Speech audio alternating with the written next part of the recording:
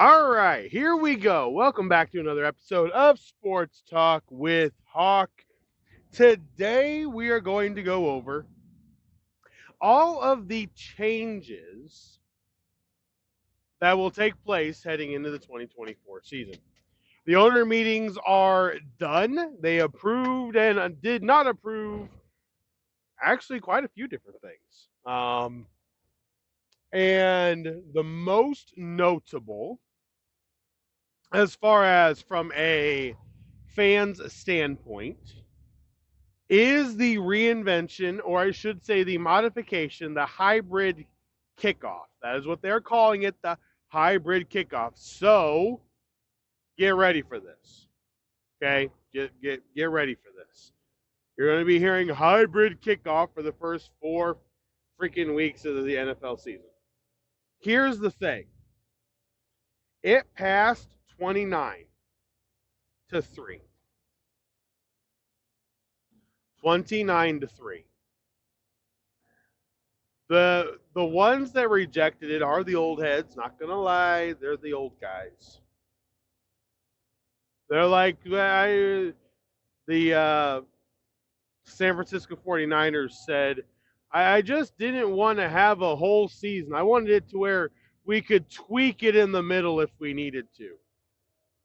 Okay, first of all, for those of, those 3 of you owners that are against this, it's either this or the kickoff was going to be erased. Those were the only 2 options. Here's the question. Now, it changed from the original proposal. So, for those of you who may not know what in the world I am currently talking about, the NFL kickoff has basically been obsolete. Okay? Obsolete. Very, very obsolete. 70%, 77% of kickoffs went straight through the end zone. Immediate touchbacks. Not returned. Period. There were 23% then that were returned. The problem is those 23% were basically by 5 or 6 kickers in the NFL. The guys that don't have the strongest legs. Sorry. The guys that don't have the legs to get it through the back of the end zone, that leave it short. That's who those returns were on. So if you got a guy that's got a leg, it's not getting returned. It was a boring play. The kickoff return aspect was gone. The allure, the excitement, the anticipation, all of it, gone. Done. Now, we needed to fix this. It basically became a worthless play in the game. So the special teams coaches went to work, and I want to give a lot of credit to them for what they did. They took business, they took fans, and they took the team and figured out how to blend them together for the betterment of the sport. And I will say right now, if you don't like the new kickoff rule, you're a problem. I know, take it personally, whatever. You're a problem because you're not thinking about this big picture. You're trying to think of the 2006 Super Bowl with Devin Hester opening it up with a kickoff return. You're thinking of Desmond Howard. You're thinking of Cordero Patterson, Josh Cribbs. Guys, we haven't had that in years. It's becoming more and more obsolete. So if you want to hold on to 5, 10, 15, 20 years ago, you're the problem.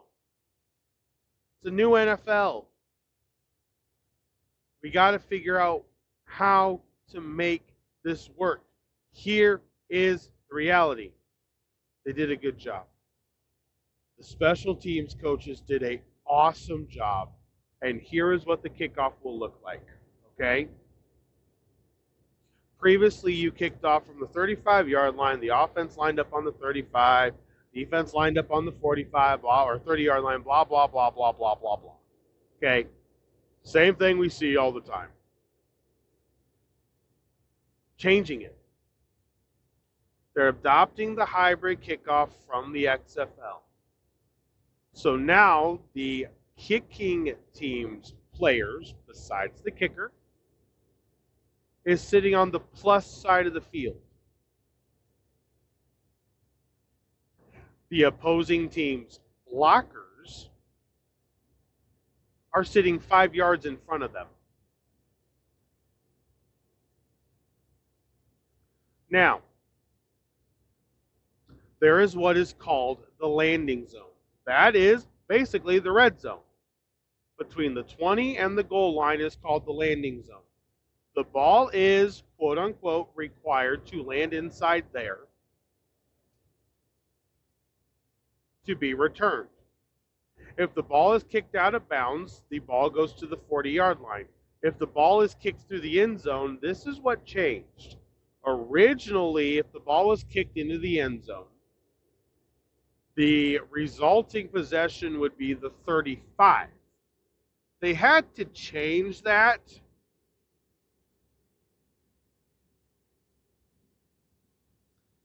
They had to change that to the 30-yard line to make sure it passed. Because a lot of teams, you get the feeling were like 35. It's a really short field.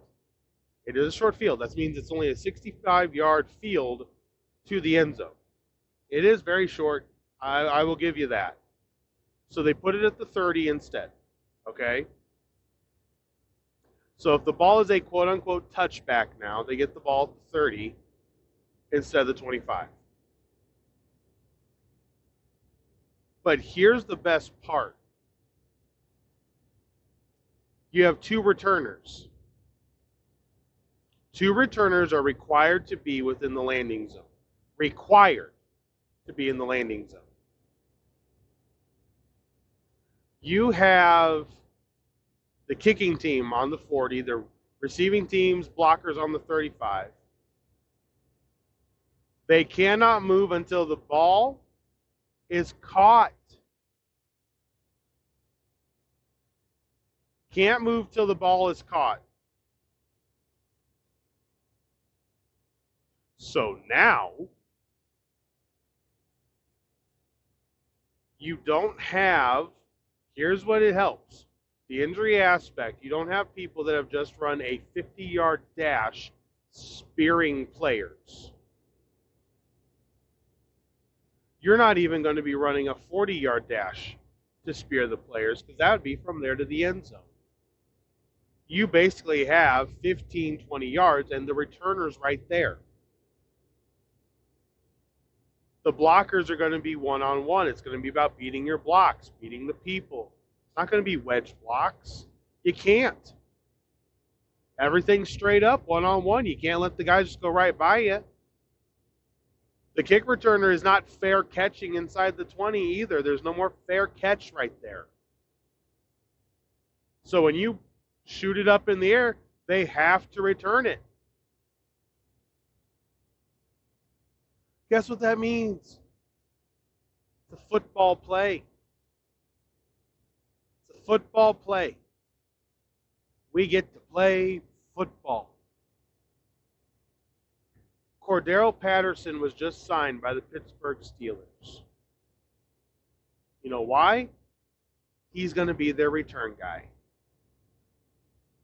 Rashid Shaheed with the New Orleans Saints is going to be the return guy. Josh Downs is going to probably be the return guy for the Indianapolis Colts. Isaiah McKenzie was signed by the Giants. probably going to be the return guy. You're going to get returns. You're going to get kickoff returns for touchdowns. You're going to get better field position. You're going to get more plays. You're going to get more fumbles.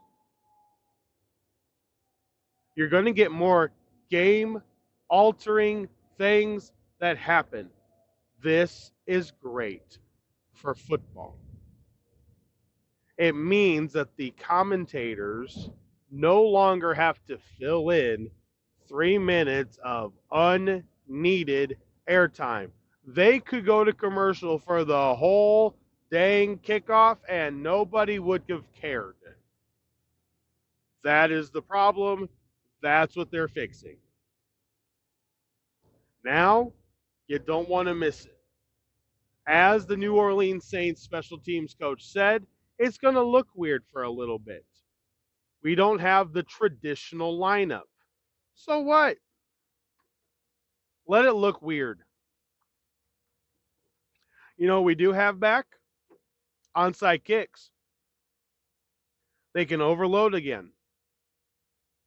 They can put 6 on one side, 4 on the other. They can overload again.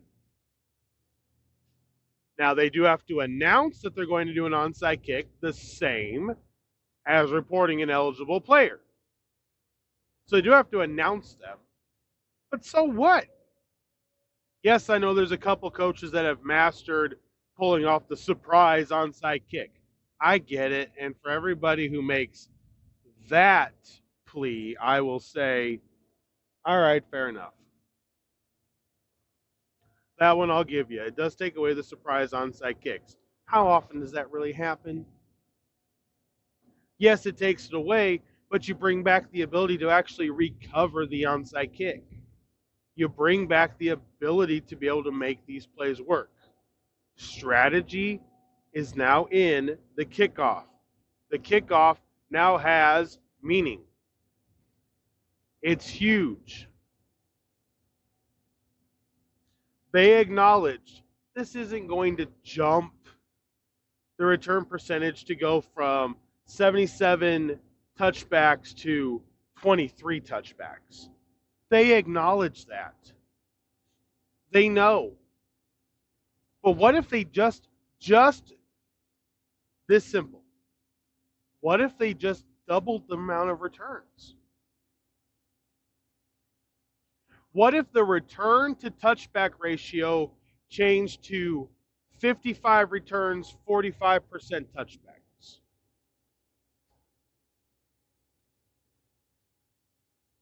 That'd be a win. 55% of the time there's a football play. Every other kickoff is a play. Now, they've already acknowledged there's going to be coaches that just give them the 30. Give them the 30. Don't risk the play. Killer returner, just give them the 30. Guess what? The opposing offense ain't going to have a problem with that either. 2 first downs, you're in field goal range with some of these guys. I mean, come on. You get the ball at the 30, 25 yards. Think about this. 25 yards from the 30. That's the 45. That's a 62-yard field goal. There's about 7 kickers that attempt that now. If not 10. They'll try it. You're in, quote-unquote, field goal range.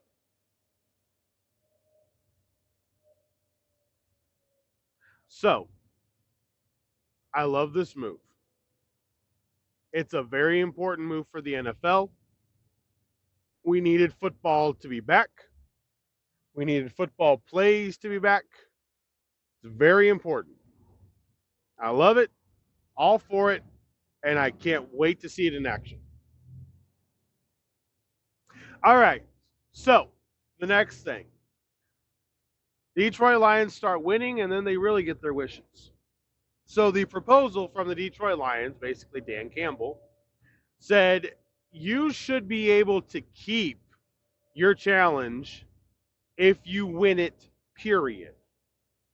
And that is going to be the case. So if you challenge a play and you win it, you don't lose that challenge. But you still only have a maximum of 3 challenges per game. Now, why do I like this? Well, here's the thing. Here's the thing. Coaches had to be really careful with how they use their challenges. Really, to me, it kind of should be like the NBA. The NBA, with the timeout scenario, you've got so many here, so many there. Let's just be honest. Each team has 7 timeouts. Because of all the official and TV timeouts, they get more than that. That's kind of how I think this should be. Now, the NFL did last year. They did give challenges back when they had already made the call on the field or were already working through it. They're like, you don't have to challenge. We're talking it over with New York, whatever it may be. I think that's kind of the case. So here's what a coach can do now. You can make a challenge in the first quarter. Your team looks strong. Your team looks like they are on the verge of potentially really breaking it open. A play happens that can change that momentum aspect right then and there. You're going to challenge. Without hesitation, now you're challenging because you're not thinking about what 2 plays could happen in the second half that I still need to challenge.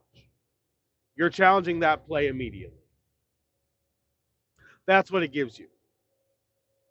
You can be aggressive with challenges. Second quarter, same thing. I still got one for the second half if I need it. Boom.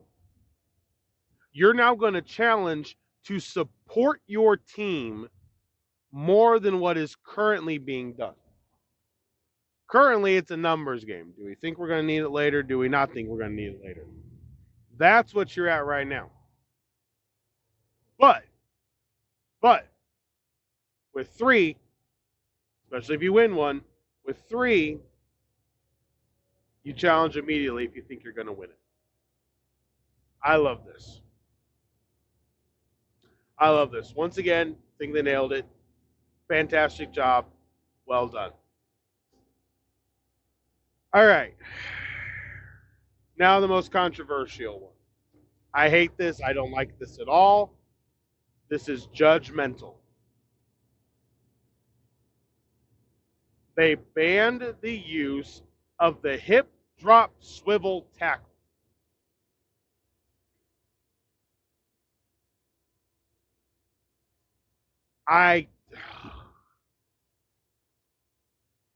There are some people, now the players were against this.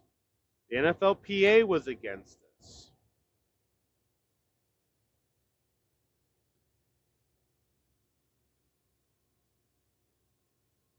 I don't know why the competition committee wouldn't be against this. And I don't know why the owners weren't against this. The only thing that they flashed up there on the screen, I guarantee you, the only thing they flashed up there was injury, injury, injury, injury. You're playing football. I'm sorry, I have no sympathy. I do not. I have no sympathy when it comes to injuries in the NFL.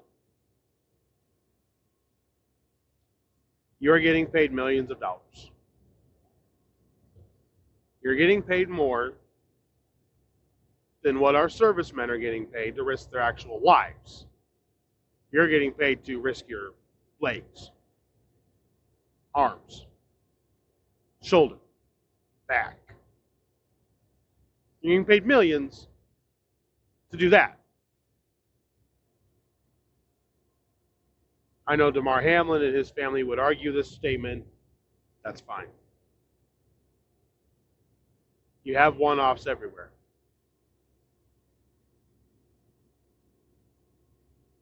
Don't complain to me when you signed up to play a game that used to hit a lot harder than it does now.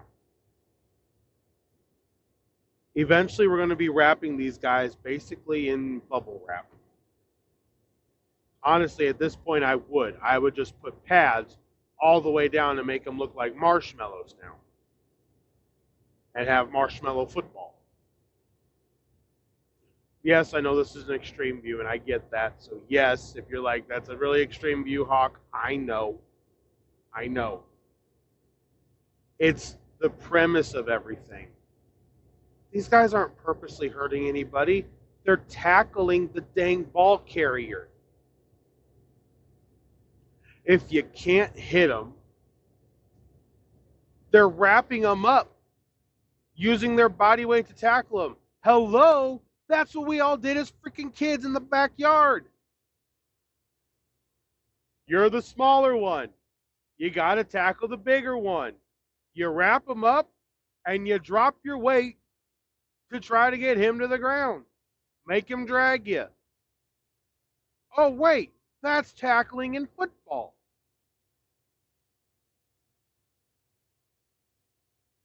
I know they're trying to make the game safer, and that is why the hybrid kickoff is in. Trying to make it safer. Blah, blah, blah. Most injuries happen on kickoffs. I don't understand. I guess I get. I don't know. It's really weird. I seriously don't believe. I don't believe the numbers are accurate. I think they've just been harping on it, and now since they've adopted a new kickoff, I bet you all of a sudden the numbers are going to change to actually be accurate. But anyway, it's football. You're tackling the guy. Duh. Tackle football. Remember the thing we play? Tackle football. Dirt, dirt. Sorry, I know it sounds rude, but dirt, dirt. We're playing tackle football here. Stop trying to take away the tackle out of tackle football.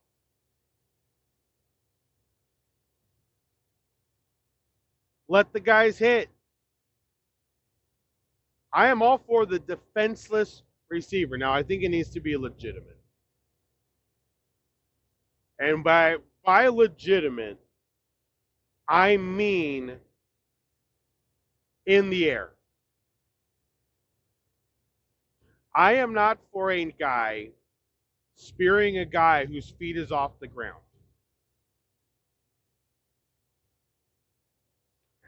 But you know what? When you're running down the field, if you want to come in and give him a nice rib shot on the pads, knock his wind out, hey, that's football. Now, I am not for any of the going for the head. Understand me? If the head is dropped from the defender and then the offensive player lowers his head, there's no penalty needs to be. I'm tired of those penalties being down.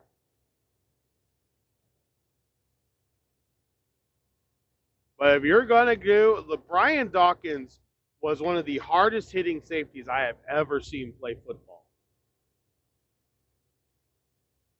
And here was the thing about him. He always led with his forearm or his shoulder. He was very good at playing safety. I'm all for it. Hit him. Jar the ball free. I'm not paying you to let the receiver catch the ball and then let him float down on a cloud and then tackle him nicely. I'm paying you to hit him. I don't want him catching the ball. But that's where we're at right now. That is where we are at.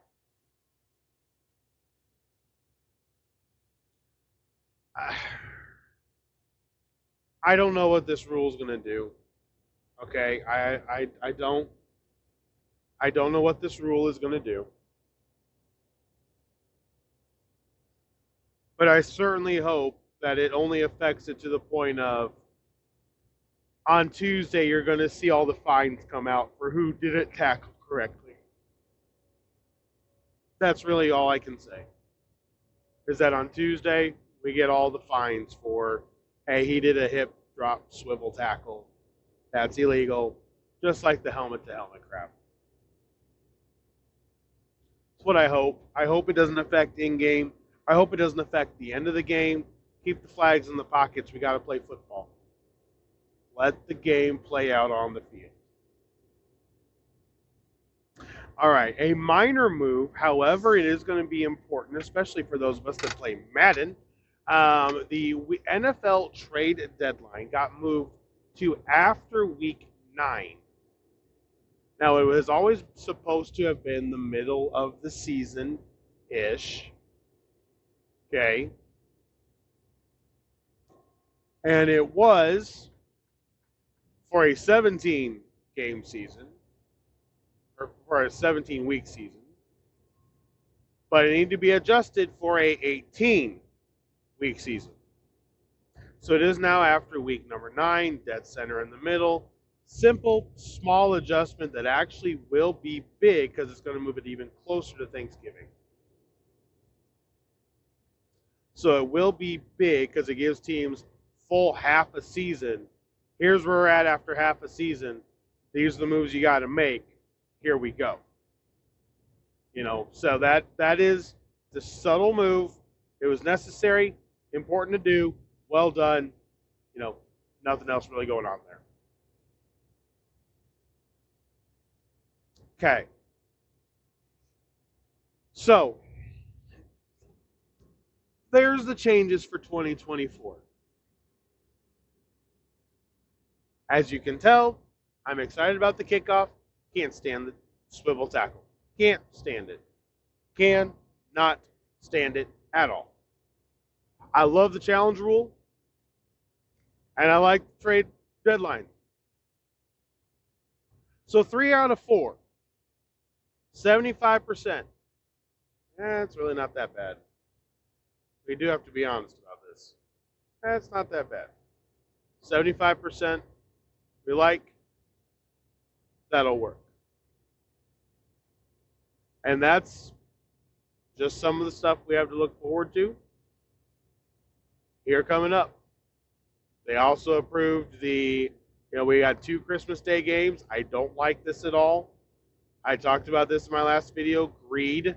This is the greed part of it. Christmas is on a Wednesday. Who are you going to have play on the Wednesday? It's 2 games. Why?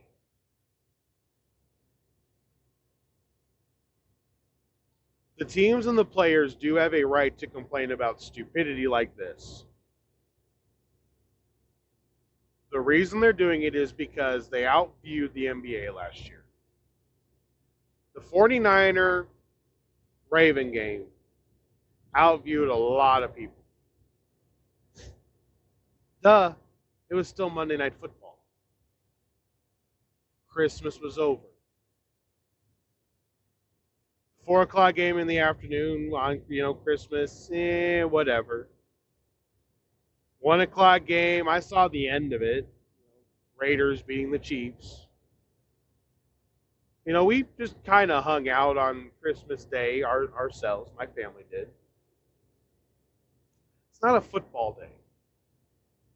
But it was still a Monday, so Monday Night Football made sense. And the Ravens and 49ers, 2 ginormous fan bases, 2 legitimate teams, played, and it was watched by millions. Oh, shocker. So I don't like that move at all.